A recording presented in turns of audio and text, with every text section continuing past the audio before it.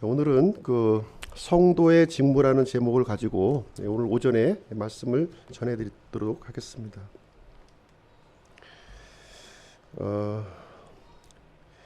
구약성경 예레미야에 기록되어 있는 새 언약의 약속에 대해서 잠깐 말씀을 드리고요. 오늘 우리 그 신약 성도들은 그리스도의 서신이죠. 두 번째는 새 상속 언약의 사역자입니다. 그리고 영광스러운 영의 직무가 저희들에게 이제 맡겨졌음을 오늘 본문은 말씀이 이제 가르쳐주고 있는데요. 그래서 중심 내용은 글자의 사역자에서 영의 사역자로 나가자 하는 내용으로 이제 전해드리도록 하겠습니다. 먼저 이제 구약 성경에 기록되어 있는 새 언약에 대해서 좀 잠깐 말씀을 드리도록 하겠습니다. 예레미야 31장 31절부터 33절에 보시면 새 언약에 대한 약속이 기록이 되어 있는데요. 주가 말하노라 보라 날들이 오리니 내가 이스라엘 집 및 유다 집과 새 언약을 맺으리라. 이 언약은 내가 그들의 조상들의 손을 잡고 그들을 이집트 땅에서 데리고 나오던 날에 그들과 맺은 언약에 따른 것이 아니니라. 내가 그들에게 남편이었을지라도 그들이 내 언약을 깨뜨렸느니라. 주가 말하노라. 그러나 내가 이스라엘의 집과 맺을 언약은 이것이니 곧 그 날들 이후에 내가 내 법을 그들의 속중심부에 두고 그들의 마음속에 그것을 기록하여 나는 그들의 하나님이 되고 그들은 내 백성이 되리라. 주가 말하노라. 여기 보시면요, 그 예레미야 대언자를 통해서 이제 해주신 말씀인데요. 지금 이 새 언약은 이스라엘 백성들이 시내산에서 그 맺은 그 언약이 아니라는 거죠. 그 언약이 아니고요. 그 언약은 이스라엘 백성들이 깨트려 버렸다는 거예요. 하나님과 맺었던 언약을 깨트려 버렸고요. 그래서 하나님께서는 새 언약을 이제 다시 이제 세워 주시는데 이제는 과거와 같이 돌판에 새겨주는 것이 아니라 사람들의 마음판에 이렇게 새겨서 우리의 하나님이 되시고 우리는 하나님의 백성이 되게 해주신다는 것을 약속으로 우리에게 주셨습니다.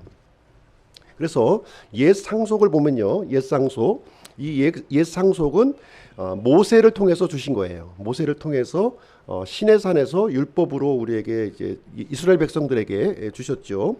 이 율법은 정죄와 죽음을 선포하는 거예요. 사람들에게 이 율법은 하나님의 그 높으신 의를 이제 보여주고 있는 것이죠.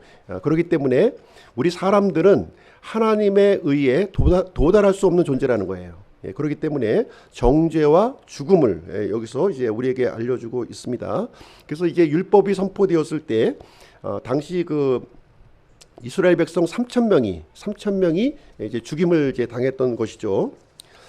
그래서 이 하나님께서는 이 옛 상속 언약을 이제 이스라엘 백성들이 깨트려 버렸기 때문에 다시 새 언약을 약속해 주신 거죠. 새 언약에 대해서 한번 보겠습니다. 하나님께서 우리들과 맺은 새 상속 언약은 누구를 통해서 성취가 되었냐면 예수 그리스도를 통해서 성취되었다고 하는 사실을 우리에게 보여주고 있는 거예요.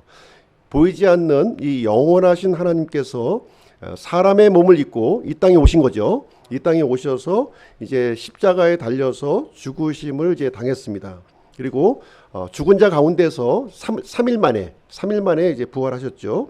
그래서 이 새 상속 언약이라고 하는 것은 예수님을 통해서 우리에게 주신 거예요. 그렇죠? 예. 그래서 이 새 상속 언약은 은혜의 법입니다.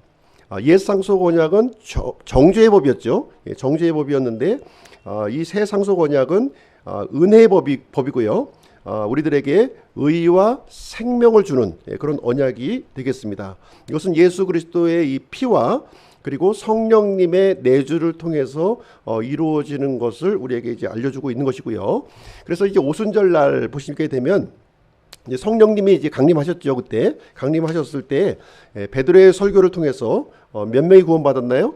3,000명이 구원받는 그 일이 이제 일어나게 되었습니다. 그래서 옛 언약과 이 새 언약의 비교를 한번 좀 보도록 할게요. 옛 언약은 모세를 통해서 주신 거예요. 그러나 이 새 상속 언약은 예수님을 통해서 우리에게 주신 것이 되겠습니다. 이 새 상속 언약이라고 하는 이 뜻이 이제 죽어야 효력이 있는 거예요. 죽음이 있어야 효력이 있습니다. 이 상속, 우리가 그 유언을 남길 때 살아 있을 때는 효력이 없는 거예요. 죽었을 때 효력을 발휘하게 되는데요. 옛 상속 언약의 이 발효는 어떻게 이루어졌냐면 짐승의 피를 근거로 해서 이렇게 맺어 주신 거예요. 짐승의 피. 그렇죠? 그리고 이 새 상속 언약은 누구의 피입니까? 예수님의 피죠. 예수님의 흘리신 이 피를 기초로 해서 새 상속 언약을 맺어 주셨는데, 사도행전 20장 28절에 보시면 예수님께서 흘리신 이 피가 바로 하나님의 피라는 것을 우리에게 알려주고 있어요. 새 상속 언약은 짐승의 피가 아니라 하나님의 피를 근거로 해서 세워준 그 언약이 이제 되겠습니다. 그래서 옛 상속 언약은 어디에 기록해 주셨나요? 하나님께서 돌판에 기록해 주신 거예요. 그러나 이 새 상속 언약은 우리의 마음판에 기록해 주신다, 이렇게 말씀을 해 주셨습니다. 그래서 옛 상속 언약은 사망의 직무를 수행하는 거예요. 사망. 이것을 어기면 이제 죽음이죠. 죽음으로 다스리는 그 법을 주셨던 것이고요. 그러나 새 상속 언약은 생명의 직무입니다. 생명을 주시는 거예요. 죽음을 주는 것이 아니라 생명을 우리 주는 일을 이제 하고 있습니다. 그래서 옛 상속 언약은 이제 영광스러운 직무로 우리에게 알려주고 있고요. 이 새 상속 언약은 더 영광스러운, 더 뛰어난 영광을 주는 그런 직무인 것을 말해주고 있습니다. 그래서 옛 상속 언약을 하나님께서 주신 이유는 뭐냐? 주신 이유가 있다는 거죠. 그것은 뭐냐면 임시 처방으로 주신 거예요. 임시적으로 처방하기 위해서 이 근본적인 처방이 이루어지기 전까지 이제 임시 처방을 이렇게 진행해 주시기 위해서 옛 상속을 허락해 주신 것이고요. 그래서 새 상속 언약을 이제 이룰 수 있는 예수님을 통해서 이제 영원한 해법, 영원한 죄와 죽음과 이런 그 저주를 근본적으로 해결할 수 있는 해법을 예수님을 통해서 이렇게 해결해 주셨는데, 이것이 바로 새 상속 언약이다, 이렇게 우리에게 얘기를 해주고 있습니다. 그래서 우리 신약 성도들은 이제 더 이상 옛 상속 언약에 매여 있는 사람들이 아니라는 거예요. 그 임시 처방에 우리가 얽매일 필요는 없는 것이죠. 이제 새로운 처방, 하나님께서 영원한 처방을 주신 그 새 상속 언약을 우리가 붙들어야 된다는 거예요. 그래서 신약 성도들은 이 새 상속 언약, 이것을 이제 붙들어야 되는데 어떤 직무, 어떤 일을 이제 맡겨졌는가 하는 것을 오늘 이제 고린도후서 이 3장의 말씀을 통해서 우리에게 이제 알려주고 있는 것이죠. 첫 번째, 이 신약 성도는 그리스도의 서신이라는 거예요. 그리스도의 서신. 우리 서신이란 말은 요즘 잘 안 쓰죠. 편지라는 거예요. 그리스도의 편지다, 이렇게 우리에게 얘기해주고 있습니다. 사도 바울이 이제 어떻게 지금 이 논증을 해 나가고 있는지 그것을 한번 보겠습니다. 3장 1절 말씀을 보시면요, 우리가 다시 우리 자신을 추천하기 시작하겠느냐, 혹은 우리가 다른 사람들처럼 너희에게 추천하는 서신을 보내거나 너희로부터 추천하는 편지를 받을 필요가 있겠느냐. 여기 보시면 이제 사도 바울이 지금 이제 추천장에 대해서 지금 이제 언급을 하고 있어요. 어떤 추천장이냐면 지금 이제 그 당시에는 오늘날과 같이 이렇게 교통이 이렇게 그 왕래가 쉽지 않았던 거예요. 그래서 어떤 사람을 이렇게 새로운 관계를 맺기 위해서는 반드시 추천장이 필요했던 거예요. 추천장을 이제 받게 되면 그 추천장을 보고 그 사람의 신분을 우리가 이제 파악하고 이해할 수 있도록 이렇게 했던 것이죠.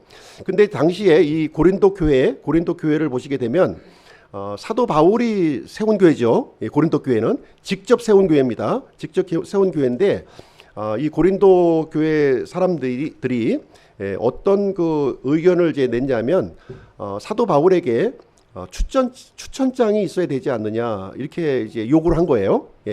다시 말하자면 이 바울의 사도직을 공격하는 사람들이 생겨나기 시작했다는 거예요. 바울이 떠난 다음에 이렇게 이제 거짓 그 교사들이 들어와 가지고 이 그 하나님이 보낸 이 사도라면 추천장이 있어야 되는데 바울의 경우는 추천장이 없지 않느냐, 이것을 이제 얘기하면서 이제 바울을 공격하는 사람들이 여기서 이제 발생을 했다는 겁니다. 근데 이 추천장은 굉장히 당시에 중요했던 거예요. 중요하게 이제 통용되는 그런 관행이었고요. 그래서 이제 이 바울이 이제 고린도 교회에서 이렇게 사도직을 수행하기 위해서는 예루살렘 교회에서 발행하는, 예루살렘 교회에서 인정하는 그 추천서가 있어야 된다는 거죠. 그래서 무슨 얘기를 하고 있는 거냐면, 고린도 교회 성도들이 사도 바울이 지금 고린도 교회에서 이렇게 교회를 세우고 한 것은 불법한 일이다. 예. 법에 어긋나는 일이라고 하는 것을 지금 이제 주장하고 있는 거죠. 당시의 관행을 이제 어기고 있는 것이다. 그래서 이 추천장이라고 하는 것은 대단히 중요했던 거예요. 당시에 주장할 만한 논거가 분명히 있었다는 거죠. 그래서 이제 이 추천장에 대해서는 사도 바울도 추천장을 많이 써줬어요. 이게 사람들을 이렇게 그 다른 지역에 이제 있는 교회에 사람들을 보낼 때 이 추천장을 써줘서 이렇게 내가 신뢰할 만한 사람이다 하는 것을 이렇게 알려줬었던 거예요. 근데 지금 여기 고린도 교회와의 관계에서는 지금 사도 바울이 어떤 얘기를 하고 있냐면 지금 추천장이 필요 없다는 거예요. 고린도 교회와 사도 바울의 이 관계에서는 추천장이 필요 없다. 지금 이것을 이제 이 반문 형식으로 이제 사도 바울이 지금 이제 언급하고 있는 건데요. 그 이유가 어디에 있냐면 이 고린도 교회는 바울이 직접 세운 교회라는 거예요. 예, 직접 바울이 복음을 전했고요. 이 복음을 통해서 구원을 받았고요. 그래서 교회가 세워졌다. 이제 이 교회였다는 거죠. 그래서 2절 말씀을 보시게 되면 너희는 우리 마음에 쓰여 있는 우리의 서신으로 모든 사람이 알고 있고 읽고 있는 서신이니라, 이렇게 얘기하고 있어요. 그래서 이 고린도 교회는 더 이상 바울이 사람들이 써준 추천장은 지금 필요 없다. 지금 이 얘기를 하고 있는 것이죠. 더 확실한 추천장이 있다는 것을 여기서 얘기해주고 있는 거예요. 이 더 확실한 추천장이 뭐냐? 바울의 마음 속에 쓰여져 있는 이 추천장이라는 거죠. 예. 근데 이 바울의 마음 속에 있는 추천장이 읽을 수 있습니까? 읽을 수 없죠. 사람 마음에 있는 거 어떻게 읽어요? 근데 이 바울의 마음 속에 있는 이 추천장이 누구냐면 바로 고린도 성도들이라는 거예요. 이 바울의 이 사역의 열매가 바로 이 바울의 추천장이다. 지금 이렇게 이 얘기를 지금 하고 있는 것이죠. 그래서 이 바울의 추천장은 지금 종이로 쓴 추천장하고는 비교가 되지 않는다는 거죠. 더 확실하게 이 지금 이제 자신의 신분을 증거하고 있다. 지금 이 얘기를 지금 이제 해주고 있는 상황이 되겠습니다. 그럼 누가 진정한 사도이겠습니까? 예, 사도권에 대한 이 공격이 굉장히 심각했던 거예요. 이 고린도 교회에서 바울이 사도라는 증거가 어디에 있느냐? 최소한도 사도라고 한다면 예수님의 제자여야 된다. 예수님과 함께 이렇게 함께 하면서 교육도 받고 훈련받은 사람이어야 한다는 거죠. 지금 예루살렘 교회에는 예수님의 제자들이 있었던 거죠. 예, 그래 있었기 때문에 이런 사람이야말로 진짜 사도인 것이고, 이 진짜 사도로부터 추천장이 있어야 사도라고 이렇게 명함을 내밀 수 있는 것이지 내 마음대로 사도라고 주장할 수가 없는 것이다. 지금 이제 고린도 교회 사람들이 이렇게 주장을 하고 있는 것이죠. 그래서 바울이 이제 자신을 사도라고 이렇게 주장하는 이유에는 이제 이런 이유가 있습니다. 이 사도로 이렇게 부름을 받는 것은 사람이 정해주는 것이 아니라는 거예요.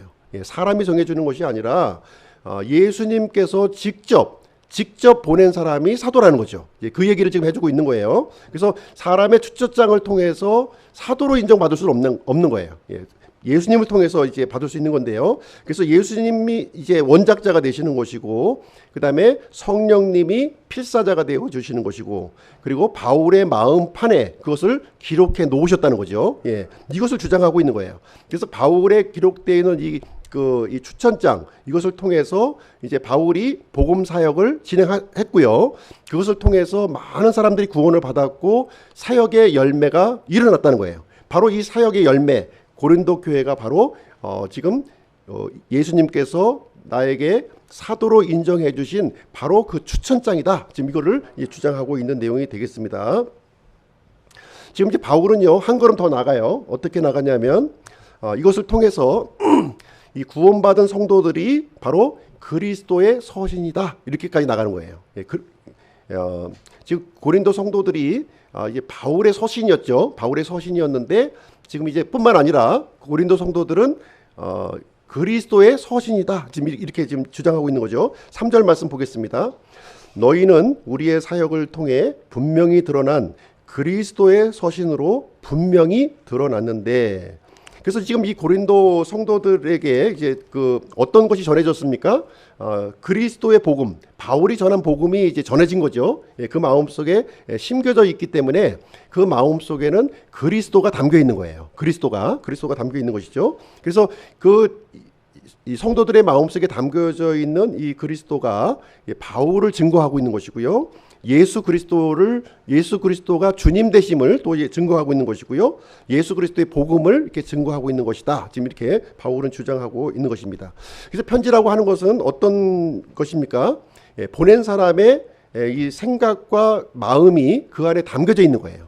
지금 바울이 전한 이 복음을 통해서 이 고린도 성도들 안에 분명하게 예수 그리스도의 생각과 마음이 담겨져 있다 하는 것을 여기서 이제 주장하고 있는 내용이 되겠습니다. 그런 의미에서 우리 신약 성도들은 살아있는 편지라는 거예요. 살아있는 편지이다. 3절 말씀 보겠습니다. 3절. 그것은 잉크로 쓴 것이 아니요 살아계신 하나님의 영으로 쓴 것이며 돌판에 쓴 것이 아니요 육신의 마음판에 쓴 것이니라. 이렇게 얘기하고 있습니다. 사람들의 추천장은 어떻게 쓰여집니까? 종이 위에다가 잉크로 써서 글자로 기록한 서신이죠. 그렇죠? 그러나 지금 그리스도의 서신은 어떤 특징을 가지고 있냐면 이렇게 종이 위에 글자를 써서 기록한 것이 아니라 어떻게 기록되어 있다는 거예요? 하나님의 영이 우리 마음판에, 육신의 마음판에 이렇게 기록해서 살아있는 서신이라는 거예요. 살아있는 서신이라는 것을 우리에게 밝혀주고 있습니다. 이것이 바로 이제 그 새 언약의 이 성취, 이 예레미야에서 이제 기록되어 있는 새 언약의 성취를 통해서 이 일이 우리 신약 성도 안에 이루어진 거예요. 이 우리 신약 성도들을 예수 그리스도를 이렇게 주와 그리스도로 받아들인 사람들은 이 마음판에 예수 그리스도가 이제 기록되어 있기 때문에 살아있는 서신, 그리스도의 서신이라고 지금 이제 밝히 우리에게 알려주고 있는 것이죠. 이 내용을 다시 한번 그림으로 한번 보겠습니다.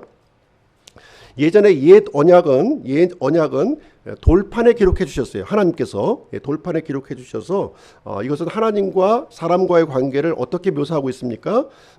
정죄의 관계였어요. 정죄. 이걸 지키면 복을 받고 지키지 않으면 저주를 받는다. 이런 정죄의 관계 속에 이렇게 놓여져 있었습니다. 근데 이 모든 정죄, 이 죄에 대한 문제를 누가 해결하셨어요? 예수님께서 오셔서 십자가에서 다 이루셨다는 거예요. 예수님께서 십자가에 죽으셨을 때 어떻게 죽으셨습니까? 다 이뤘다.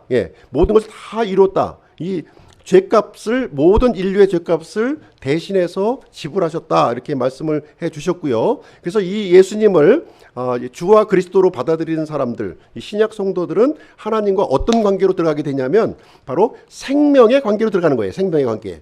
이게 내가 잘 지키면 나에게 상 주시고 못 지키면 막 나를 이제 징계하시는 그 하나님이 아니라 이 예수 그리스도를 통해서 생명의 관계로 바뀌어졌다고 하는 것을 여기서 우리에게 알려주고 있는 내용이 되겠습니다. 그래서 살아있는 편지라고 하는 뜻이 이런 뜻이에요. 예수님께서도 십자가에서 죽으시기 전날 밤에 제자들에게 이런 표현을 했습니다. 요한복음 14장 20절에 보시면 이제 그 날에는 아직 십자가에 죽으시지 않으셨어요. 이제 내일이면 이제 십자가에 죽으시는데 그 날에는 이제 예수님이 십자가에 죽으시고 또 부활하시고 이제 성령님이 이제 오셔서 신자들 마음속에 내주하시게 되는 거죠. 내주하시게 될 때 그 날에는 내가 내 아버지 안에 너희가 내 안에 내가 너희 안에 있음을 너희가 알리라. 이렇게 말씀을 해 주신 거예요. 예수님은요, 아버지 안에 계셨죠. 그렇죠. 또 아버지는 또 예수님 안에 계셨던 거예요. 근데 이 관계가 누구에게까지 확장된다고요? 이제 예수님을 믿는 사람들에게까지 확장이 된다는 거예요. 우리 믿는 사람들이 예수님 안에 들어가게 되고요. 또 예수님이 믿는 사람 안에 이렇게 내주하시게 되는 그 일이 그 날에 이루어진다는 거예요. 그 날에 이루어진다는 것이죠. 그래서 이 일이 어떻게 이루어졌냐면 바로 예수님의 십자가 사역과, 그렇죠? 하나님과 우리 사이에 막혔던 죄의 담이 예수님의 십자가의 피로 완전히 허물어진 거죠. 허물어지고, 그러고 나서 우리 마음판에 누가 들어오시게 되었어요? 이제 성령 하나님이 들어오시게 되었다는 거예요. 구약 시대에는 일시적으로 사람들 마음속에 성령님이 들어오셨어요. 그러나 그 역할이 끝나면 다시 나가신 거예요. 그러나 예수님의 십자가 이후에는 바뀌어진 거죠. 이제 성령 하나님이 우리 육체의 마음판 속에 들어오시게 되었다는 거예요. 들어오시게 되었다는 것을 얘기해 주고 있습니다. 여기 보시면 이제 삼위일체 하나님에 대한 그림이 있어요. 사실 이제 이 삼위일체를 이 도식으로는 사실 설명하기가 어려워요. 어렵지만 그래도 이 좀 삼위일체의 한 측면만 좀 이렇게 좀 이 부각을 해서 이제 말씀을 드리면, 하나님은 아버지 하나님과 아들 하나님과 성령 하나님이 계시죠. 그렇죠? 이 세 분은 한 하나님이십니다. 한 하나님이세요. 그러나 아버지 하나님과 아들 하나님은 다른 하나님이시죠. 다른 인격체라는 거예요. 그리고 아버지 하나님과 성령 하나님도 다른 인격체예요. 그리고 아들 하나님과 성령 하나님도 다른 인격체입니다. 그럼에도 불구하고 이 세 분이 한 하나님이신 거죠. 그렇죠? 한 하나님이신 거예요. 근데 우리 믿는 사람들이 이 삼위일체 하나님 안으로 우리가 들어간다는 거예요. 어떻게 들어갑니까? 예수님의 십자가의 공로를 통해서, 성령님의 내주를 통해서 들어간다는 거예요. 그래서 우리 이제 예수님을 구주로 받아들인 사람들은 이제 교회가 되는 거죠. 교회가 되는데, 교회는 예수님의 몸이 되는 거죠. 그리고 교회의 머리는 누구십니까? 예수님이시잖아요. 그래서 예수님과 우리가 한 몸이 되는 거예요. 한 몸이 되는 거예요. 그래서 여기 보시면 삼위일체 하나님의 있는데요. 그 중에서 이제 이 아들 하나님이 머리가 되시고, 우리 교회는 몸이 되는 거죠. 몸이 되어서 우리가 이제 그 하나로 연합이 된 거예요. 예수님과. 그래서 우리가 이 아버지 안에 거할 수도 있고, 또 아버지가 우리 안에도 거할 수 있는 이 놀라운 신비가 우리에게 이루어졌다는 거예요. 이 신약 성도에게 이 엄청난 일이, 지금 우리가 지금 이 세상에 살고 있지만 우리가 이제 예수님을 우리가 주와 그리스도로 받아들이는 순간 우리는 교회의 구성원이 되는 것이고요. 또 우리가 그 하나님의 영광 속으로 들어가고, 하나님의 영광이 우리 누추한 그 사람의 몸 안으로 들어오는 놀라운 일이 이제 일어나게 되었다는 것을 얘기해 주고 있어요. 그런 면에서 우리는 성령님을 통해서 우리 마음판에 기록되어 준 이 서신, 그러니까 살아있는 서신, 그러니까 그리스도의 서신이 되었다 하는 것을 여기서 이제 밝히 우리에게 보여주고 있는 것이, 구약 시대에는 상상도 할 수 없는 일이 우리 이제 신약 성도에게 주어진 그 이 신분이 이제 되겠습니다. 두 번째를 한번 보실게요. 두 번째는 새 상속 언약의 사역자가 되었다는 거예요. 우리 그 믿는 사람들 한 사람 한 사람들을 새 상속 언약, 새 상속 언약은 누가 이루셨나요? 예수님께서 이루셨죠. 예수님께서 이 언약을 이루셨는데, 이 언약의 사역자가 되었다. 이 사역자가 되었다는 말이 뭐 이게 목사가 되고 이 집사가 되고 하는 걸 얘기하고 있는 것이 아니에요. 이것은 우리 신약 성도의 보편적인 그런 호칭이 되겠습니다. 하나님의 일에 참여하는 사람을 얘기하고 있는 거예요. 교회 일원으로서 하나님의 일에 참여한 사람들을 이제 사역자라고 이제 부르고 있는 것이죠. 4절 말씀에 보시면 이제 바울이 이렇게 언급합니다. 우리가 그리스도를 통해 하나님을 향하여 이 같은 확신을 가지고 있으나, 그렇죠? 이 바울이 가졌던 확신이 있었던 거예요. 이 확신. 그래서 예수님이 이 새 상속 언약을 성취한 것은 확실한 일이죠. 그렇죠? 예수님이 하나님으로서 이 땅에 오셔서 우리의 모든 죄를 십자가에서 완전히 제거해 주신 거예요. 제거해 주신 말미암아 하나님과 우리 사이에 막힌 담이 허물어졌고, 이제 성령님이 우리 안에 들어오시게 되는 놀라운 일이 이제 일어나게 되었고요. 그래서 하나님의 영광스러운 이 일에 참여할 수 있는 자격이 우리에게 주어진 거예요. 자격이. 예, 하나님의 동력자로 우리를 불러주셨다는 거예요. 이 사실이 여기서 이제 확신을 가지고 이제 바울이 설명을 해주고 있는 내용이 되겠습니다. 근데 이것은 인간의 스펙하고는 관련이 없다는 거죠. 전적으로 누가 이루신 작품이에요? 예, 하나님께서 이루신 작품이요. 이 예수 그리스도께서 이루신 작품이요. 성령 하나님께서 이루신 작품이라는 거예요. 사람은 여기 하나도 개입할 게 없어요. 오로지 그 삼위일체 하나님의 공로로 이 일이 이루어진 것입니다. 이 내용을 이제 5절 말씀에 이렇게 설명하고 있는 거예요. 우리는 어떤 일이 우리 자신에게서 난 것으로 생각할 만큼 스스로 능력이 있지 아니하며 우리의 능력은 하나님에게서 나느니라. 그래서 이 능력이 사람의 능력이 나온 것이 아니라 내가 이렇게 이 언변이 좋고 내가 이렇게 또 이 스펙이 좋고 내가 좋은 혈통을 가지고 있고 종교적인 배경을 가지고 있어서 이 일을 감당하는 것이 아니라는 거예요. 이 세상 속 언약이라고 하는 것은 철저하게 삼위일체 하나님의 그 능력으로 이렇게 말미암아서 진행되는 것이다 하는 것을 얘기해 주고 있습니다. 그래서 우리 사람들을 우리 믿는 사람들을 우리 성도들을 이렇게 하나님과 영광스러운 동역 관계로 우리를 불러주셨다는 거예요. 이거 엄청난 일 아닙니까? 이 가치를 깨닫는다면은 가만히 있을 수가 없는 거죠. 우리는요, 그렇죠? 예, 이 가치를 위해서 우리 모든 인생이 초점을 맞춰야 될 것이라고 생각을 합니다. 그래서 바울은 이걸 깨달은 거예요. 요거를 처음에는 자기 자랑이 너무 강했던 사람이에요. 바울은 자기 자랑이 너무나도 강했어요. 내가 잘나서 이렇게 하나님께서 일을 맡겨주신 줄 알았는데 그것이 아니라는 거예요. 그래서 자기가 강하면 강할수록 예수님의 능력이 나타나지 않는 거죠. 예, 그걸 발견한 거예요. 그래서 이 바울은 내가 약할 때 하나님의 능력이 나타난다는 것을 알게 되었고요. 이 아주 기가 막힌 비밀을 안 거예요. 그래서 자신이 하나님 앞에서 죽고 계속 그 자신을 죽인 거예요. 그래서 내가 비운 것만큼 하나님의 은혜가 채워지고 내가 낮추는 것만큼 하나님께서 나를 높여주시고 이 놀라운 비밀을 이제 바울이 이제 체득을 하게 된 것입니다.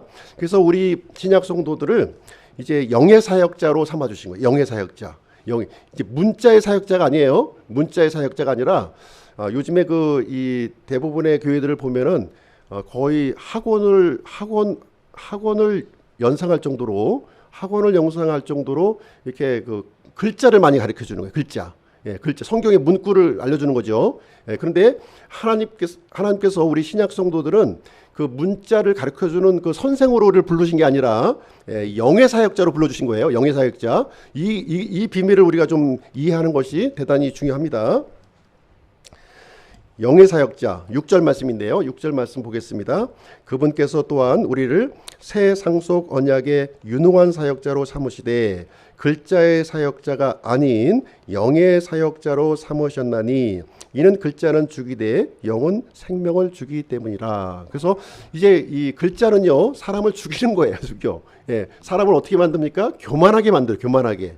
내가 이만큼 많이 알고 있는데 내가 이만큼 뛰어난 거 당신이 모르고 있는 내가 비밀을 알고 있어. 이렇게 우월의식을 갖게 한다는 거죠. 글자의 사역자는요. 반면에 영의 사역자는 어떻게 합니까? 영의 사역자는 그렇게 교만하고 다른 사람을 이렇게 우월한 위치에서 있는 것이 아니라 이제 지금 은혜를 전하는 이 통로가 되었다고 하는 것을 말해주고 있습니다. 그래서 글자의 사역자의 특징은 뭐냐면 바로 모세예요. 모세. 대표적인 사람이 모세가 됩니다. 율법을 통해서 사람들을 정죄하고 비판하고 이렇게 저주하는 거예요. 그쪽으로 이제 초점이 맞춰져 있는데 이것은 옛 상속 언약의 역할입니다. 물론 이것도 필요해요. 이것도 이제 필요치 않다는 것이 아니라 필요하지만 이 옛 상속 언약에서 머물러서는 안 되는 것이고요. 우리는 무엇으로 나가야 되냐면 생명의 관계로 나가야 된다는 거예요. 생명의 관계로 나가야 될 것을 얘기해 주고 있습니다. 그래서 예수 그리스도께서 우리에게 은혜를 부어준 거예요. 은혜. 율법을 통해서 우리가 의로워지는 것이 아니라 하나님의 전적인 은혜로 우리가 의롭게 된다고 하는 사실을 우리에게 알려주고 있습니다. 이것이 새 상속 언약의 핵심 주체가 이제 되겠고요. 이 사역으로 우리를 불러주셨다는 거예요. 그래서 영의 사역에 대해서 한번 보도록 하겠습니다. 그럼 영의 사역은 도대체 뭐냐? 영의 사역이라고 하는 것은 그리스도 중심의 사역을 말하는 거예요. 예수님이 중심에 서 있는 사역이 바로 영의 사역이다. 그래서 예수님이 항상 따라 붙어야 돼요. 예수님이 빠져 있다면 이것은 글자의 사역에 불과한 거예요. 예수님이 이렇게 핵심에, 그것도 주변이 아니라 핵심에 들어가 있는 이 사역이 새 상속 언약의 사역이요 영의 사역이라고 하는 것을 우리에게 가르쳐 주고 있습니다. 그래서 우리가 전하는 것은 무엇을 전해야 되는 거예요? 그리스도를 전하는 거예요. 그리스도를 전하는 겁니다. 예, 성경의 지식을 전하는 것이 아니라 성경의 지식이 전부 가리키는 게 뭐예요? 예수님이시잖아요. 예수님. 그 예수님에게 그 초점을 맞춰서 전해야 되는 겁니다. 자꾸 예수님에 관련된 이 그림자, 그림자라든가 이런 형식적인 것을 전하는 것이 아니라 예수님의 실체를 전하는 사람이 영의 사역자라고 하는 것을 우리에게 말해주고 있습니다. 두 번째는 예수님을 따라가는 사역이에요. 예수님 따라가는 사역. 예. 우리가 그 믿음은 제가 누차 강조하지만 방향이라고 말씀드렸어요. 방향이 이제 굉장히 중요한데요. 예수님을 열심히 이렇게 믿음 생활을 했다고 하는 사람들을 보게 되면 예수님을 닮은 모습이 나타나야 되겠죠. 예, 예수님이 닮은 모습이 나타나야 되는 거예요. 내가 믿음 생활을 열심히 했는데 그 사람에게서 예수님에 대한 모습이 안 나타나, 전혀 안 나타나고 있다면 그 사람은 잘못 믿는 거죠. 예, 모세도 하나님의 영광에 이렇게 들어갔을 때, 그 얼굴에 광채가 막 났던 거예요. 예, 그런데 우리가 예수님의 아주 뛰어난 영광 속에 우리가 접해 있는데 그 영광이 나에게 묻어서 나오지 않고 있다면 그 문제가 있는 거죠. 그렇죠? 그래서 우리가 그 모습을 보셔야 되는 거예요. 그 모습을. 저분이 지식을 가리키는 것인가 아니면 예수 그리스도의 이 성품을 가리키는 것인가 하는 것을 아셔야 되는 거예요. 예. 이것이 굉장히 중요한 부분이 되겠습니다. 그리고 영의 사역은 성령님의 사역이에요. 성령님 내 의지로 뭔가 내 욕망과 야망을 채우는 것이 아니라는 거예요. 철저하게 성령님을 붙들고 성령님을 의지하고 성령님을 그 능력으로 하는 사역이 바로 이제 그 영의 사역의 특징이 되겠습니다. 자, 그리스도를 전하는 사역이에요. 전하는 사역. 옛 언약은 그림자입니다. 옛 언약은 그림자예요. 옛 언약. 그래서 옛 언약은 이렇게 보시게 되면 이제 성막이 있고요. 성막.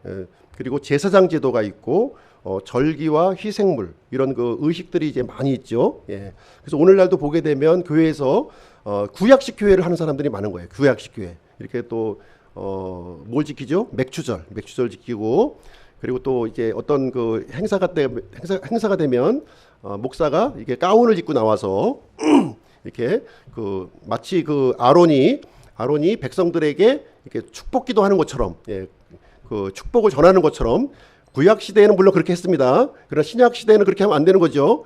신약 시대는 모두가 세상 속 언약의 주역인 거예요. 주역으로 불러주셨는데 누가 누구를 이렇게 이렇게 그 마치 이렇게 그 손바닥에서 이렇게 어떤 신비한 기운이 나오는 것처럼 이렇게 하는 것이 없다는 거예요. 물론 구약 시대에는 이 아론을 통해서 그 일이 이루어졌습니다. 그러나 신약 시대에는 그런 게 없다는 거예요. 그리고 절기와 이제 희생원물 이런 것들도 그림자로 주신 거예요. 예.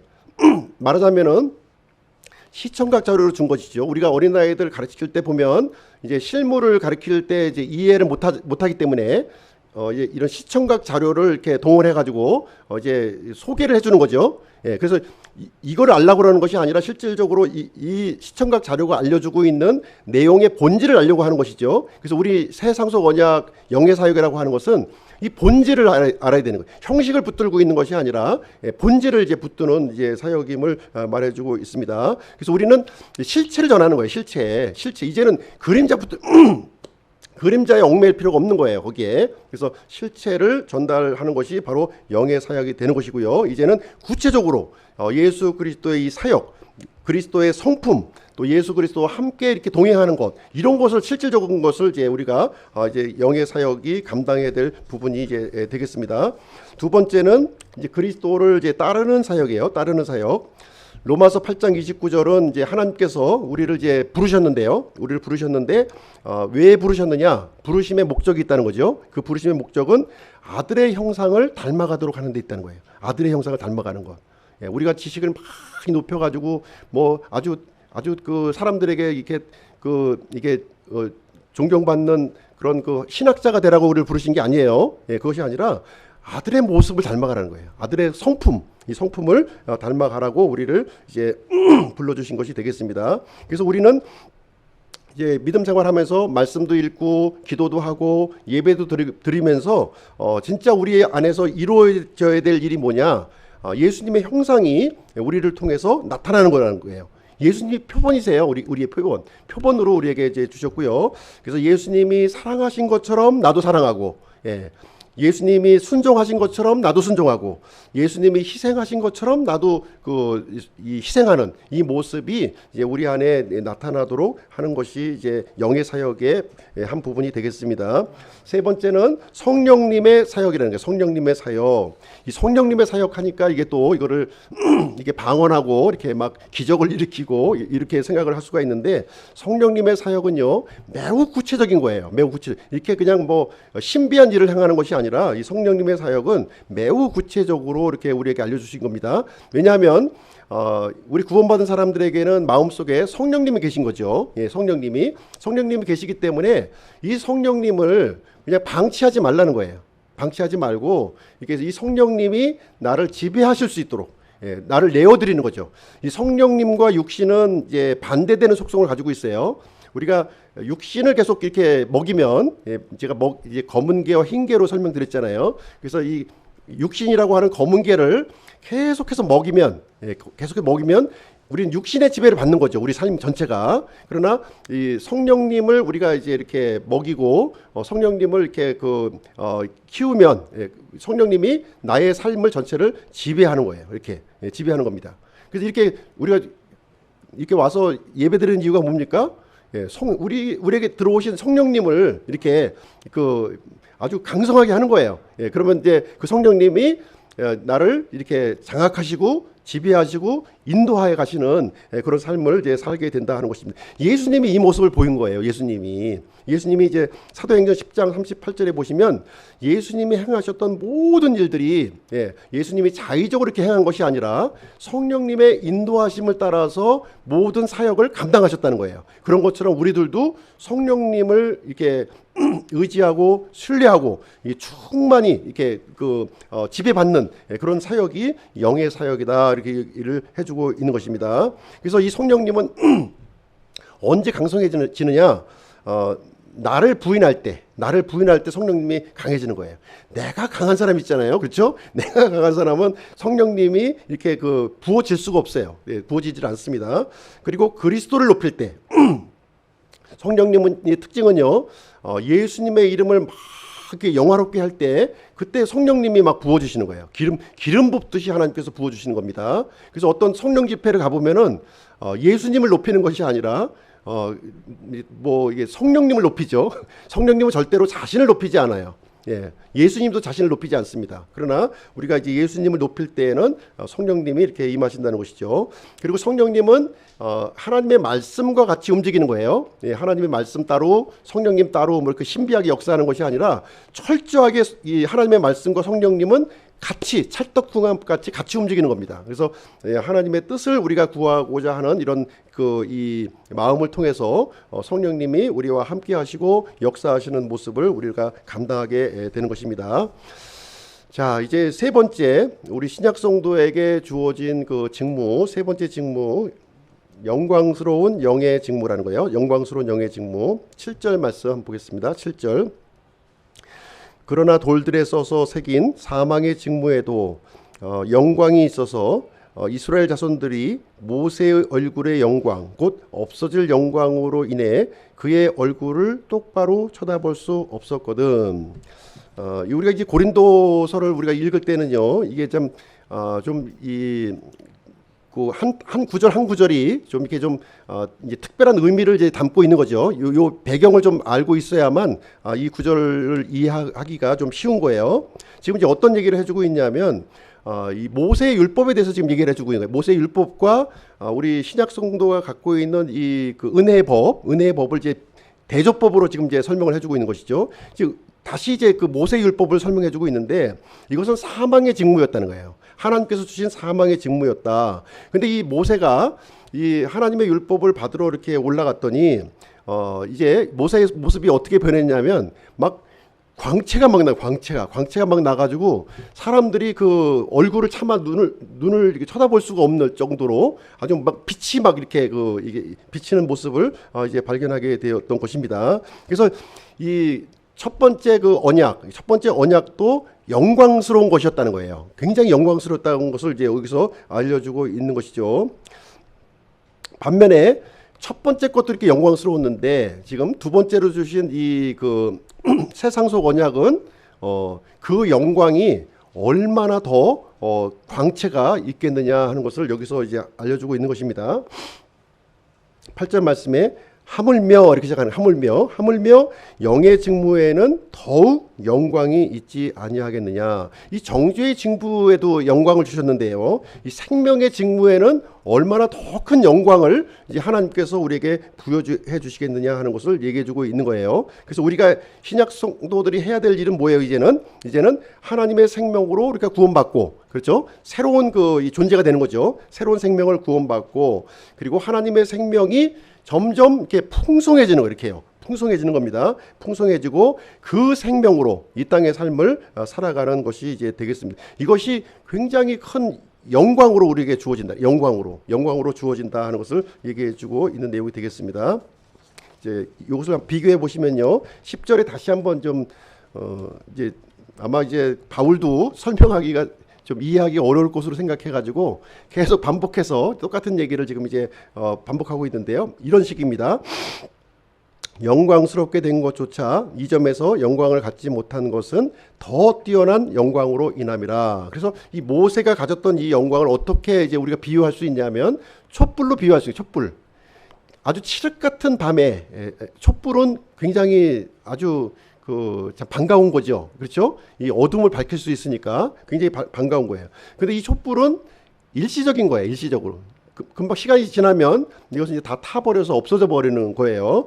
그래서 이 촛불이 하는 역할이 뭐냐?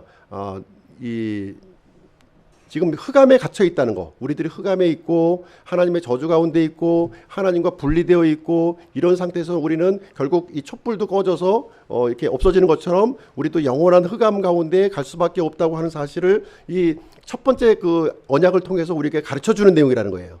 근데 이것만 있다면 너무나도 불행하겠죠. 이것만 너무 불행한 것인데, 그래서 하나님께서는 뭘 준비하셨다? 햇빛을 준비하셨다는 거예요. 햇빛. 예. 촛불하고는 비교가 안 되는 더 큰 그 영광의 빛, 햇빛을 이제 주셨고요. 영원한 역할을 우리에게 해주시는 것이죠. 그래서 의와 생명을 주시는 그 역할을 우리에게 부여해 주셨음을 여기 비교법으로 지금 이제 설명을 해주고 있는 내용이 되겠습니다. 그러면 11절 마지막 절 한번 보실게요. 마지막 절을 보시면 없어진 것에도 영광이 있었거든 남아있는 것에는 더욱더 영광이 있느니라. 그래서 이 얘기는 무슨 얘기냐면 이 성경은요 절대로 율법 폐기를 주장하지 않습니다. 율법도 중요한 거예요. 모세 율법도 중요한 겁니다. 모세 율법이요. 그다음에 예수 그리스도의 은혜의 법도 중요한 겁니다. 예, 다 중요하다는 거예요. 다. 근데 어디에 강조점을 둬야 된다고요? 은혜의 법에 강조해야 되는. 우리는 신약 성도들은 모세 율법에 얽매여서 우리는 하나님 앞에 저주받은 존재요, 멸망받을 존재라고 하는 거기서 머물러 있으면 안 된다는 거예요. 그걸 발견하는 것은 너무 귀한 거예요. 예, 너무 귀한 겁니다. 그래서 은혜의 법을 우리는 사모하게 되고 그리스도를 붙드는 쪽으로 나가게 되는 것이죠. 실질적으로 우리가 붙들어야 될 것은 이제 이 그 은혜의 법을 우리가 붙들어야 된다고 하는 것을 여기서 얘기해주고 있습니다. 그래서 이 정죄의 법, 율법은 대단히 필요한 거예요. 대단히 필요해요. 우리 죄인임을 드러내는 것이 너무 중요한 거예요. 그래야만 그리스도를 발견할 수 있는 거죠. 죄인임을 모르는 사람들은 그리스도를 만날 수가 없어요. 예. 내가 죄인인 것을 분명히 알아야만 그리스도의 필요성을 알고 그리스도에게 나갈 수가 있는 것입니다. 그다음에 이제 그리스도를 붙잡아야 되는 것이죠. 이제 우리 목적지, 우리 믿음의 목적지는 이제 어디로 가는 거예요? 생명의 직무로 나가는 거예요. 사망의 직무에서 이게 머물러 있는 것이 아니라 생명의 직무로 나가는 것이다. 그런 면에서 이 율법은 마치 디딤돌과 같다는 거예요. 디딤돌. 예. 디디어서 그 다음 단계로 가기 위해서 이제 필요한 것을 얘기해주고 있는 것이죠. 그래서 우리 그 신약 성도들은 이 상반된 직무를 갖는 겁니다. 상반된 직무. 여기서 그림으로 한번 좀 설명을 해볼게요. 과거 이제 구약 시대, 이제 그 구약 시대에는 예수님이 아직 안 오셨죠? 예수님이 아직 안 오셨어요. 안 오셨기 때문에 하나님은 이제 앞으로 오실 예수님에 대해서 알려주실 필요가 있었던 거예요. 어떻게 알려줬을까요? 시청각 교재를 사용해서 알려주신 거예요. 이렇게 그 성막을 만들게 하시고 그 절기를 지키게 하시고 또 그 희생 업무를 드리게 하셔서 앞으로 오실 예수님이 필요하다고 하는 사실을 알려주신 거예요. 그러면서 그 여러 가지 의식과 그런 이 절기를 통해서 뭘 보여주고 있습니까? 우리 사람들이 하나님의 정죄를 받고 있다고 하는 사실을 계속해서 지적해주고 있는 거예요. 그래서 마침내 누가 오셨어요? 예수님이 오셔서 그 모든 문제를 이제 해결했습니다. 이제 우리 신약 성도들은 이제 이미 오신 예수님 이후에 살고 있는 거죠. 이스라엘 백성들은 예수님 이전에 살았던 세대고요. 우리는 예수님 오신 다음에 이후에 우리가 살고 있는 거죠. 그럼 우리들은 이제 어떻게 이제 살아야 되느냐 하는 것이죠. 그럼 율법은 이제 필요 없나요? 그게 아니라는 거예요. 율법이 여전히 필요하다는 거죠. 여전히. 이 예수님, 오신 예수님을 우리가 받아들이기 위해서는 여전히 율법이 필요한 거예요. 율법을 통해서 우리가 죄인이고 하나님과 분리되었다고 하는 사실을 알아야 돼. 그건 전해야 돼, 우리가요. 그 모세의 이 영광이라고 얘기하고 있고요. 그것을 우리가 알려줘야 돼. 그래서 이제 우리가 세상을 향해서는 어떤 직무를 수행해야 됩니까? 정죄의 직무를 수행하는 거예요.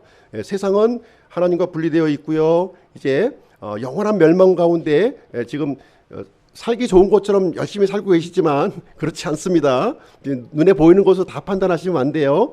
이 잠시 잠깐 보면 다 사라질 것이고요. 이제 영원한 멸망으로 갈 거예요 하는 것을 정죄하고 책망하는 사역을 우리 신약 성도들이 해야 된다는 거예요. 그렇죠?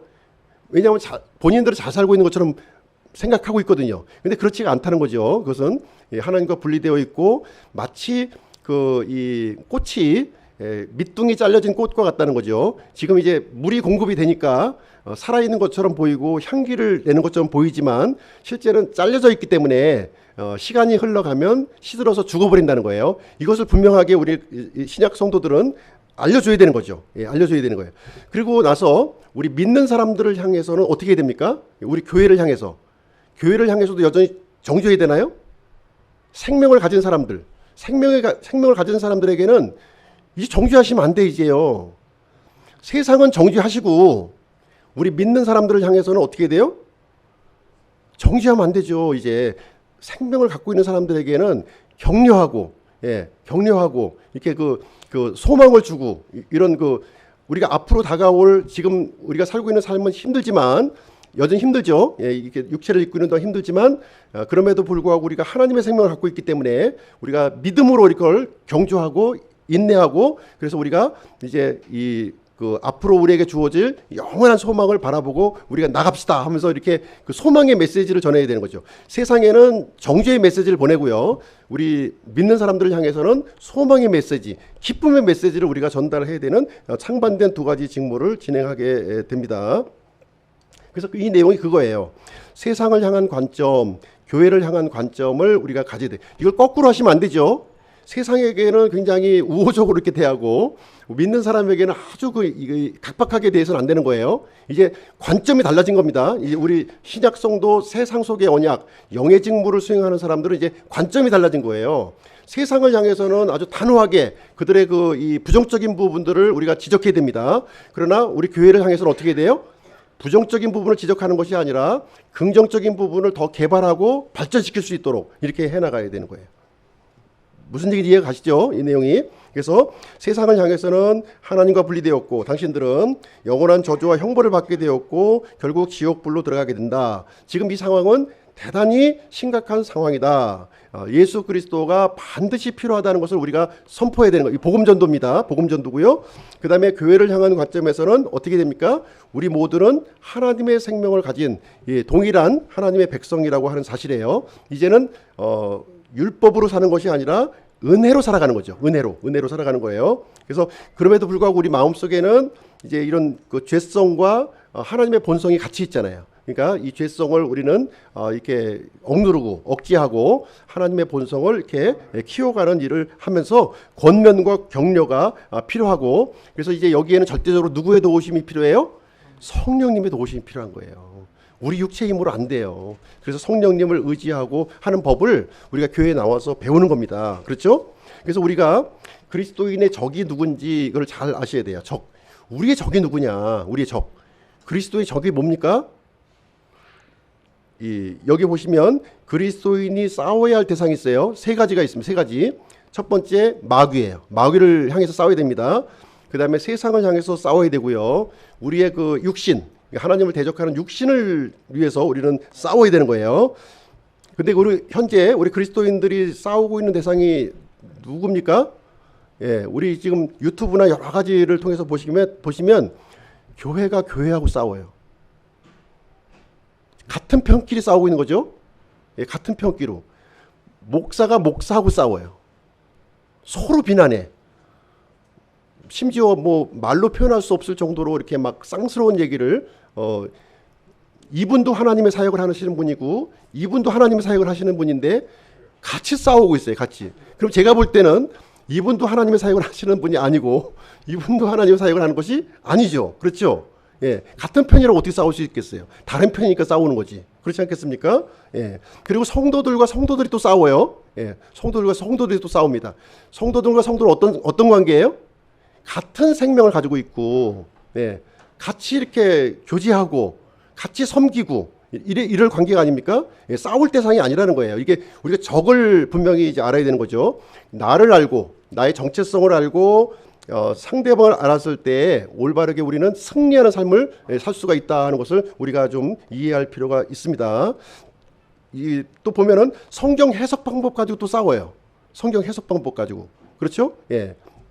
우리가 성경을 볼 때는 이렇게 망원경식으로 보는 방법이 있고요. 또 이렇게 현미경을 통해서 보는 방식이 있는 거예요. 예. 틀린 게 아니죠. 방법이 틀린 거예요. 또 우리가 연역벽적으로 또 우리가 성경을 이해하는 방법이 있고요. 귀납적으로 이해하는 방법이 있는 거예요. 이게 틀린 게 아니에요. 방법이 틀린 건데 이거 싸울 논쟁의 대상이 아닌 거죠.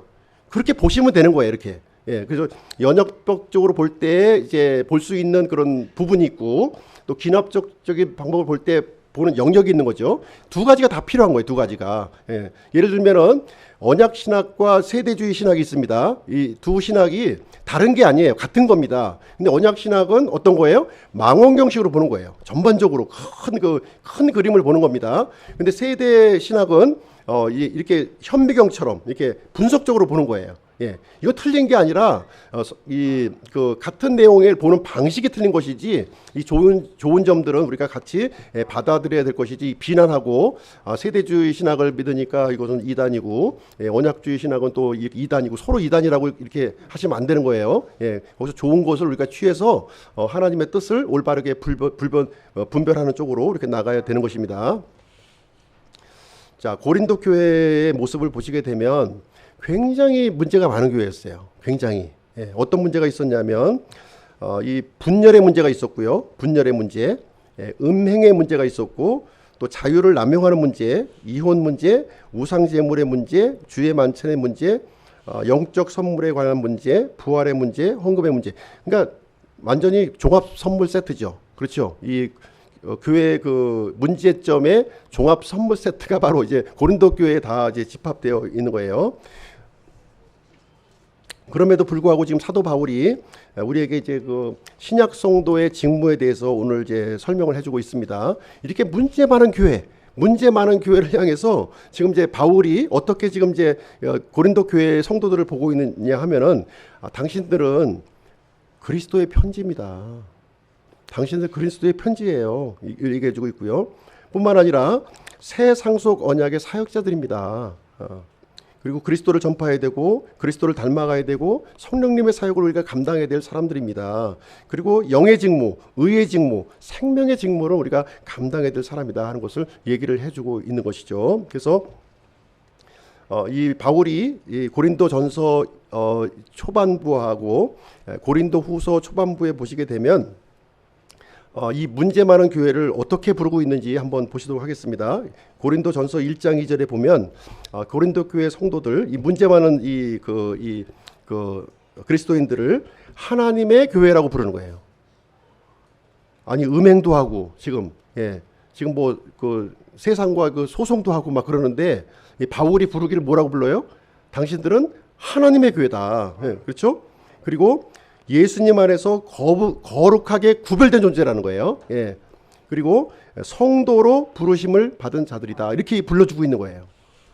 막 이렇게 욕을 해야 될 텐데 이렇게 잘못된 모습을 보여주면 욕을 해야 될 텐데 정죄를 해야 될 텐데 그러지 않고요.